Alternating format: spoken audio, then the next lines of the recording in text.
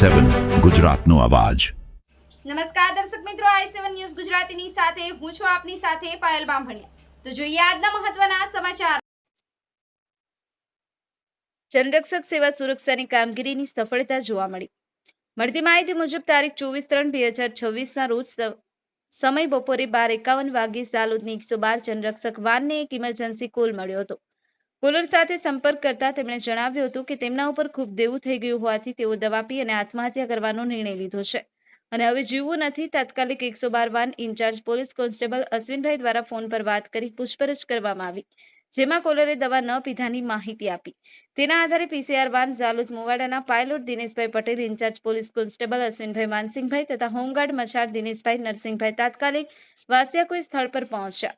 સ્થળ પર કોલર સાથે વાતચીત કરી અને તેમની પાસે રહેલ હાથ થેલી તપાસતા એક પ્લાસ્ટિક બોટલ મળી આવી। બોટલનું ઢાંકણ ખોલી તપાસ કરતા દવાની ગંધ આવતી હતી। ફરીથી પૂછપરછ કરતા કોલરે થોડું દવા પીધાની સ્વીકાર્યું। પરિસ્થિતિની ગંભીરતા સમજી 112 પાયલોટ દિનેશભાઈ પટેલ દ્વારા તાત્કાલિક કાર્યવાહી કરી કોલરને સુખસર સરકારી દવાખાને ખસેડવામાં આવ્યા અને જરૂરી સારવાર શરૂ કરવામાં આવી। સમયસર કામગીરીને કારણે એક માનવ જીવન બચાવવામાં સફળતા મળી હતી। Bureau chief Kalubhai Damor, i7 news Gujarati, Dahod.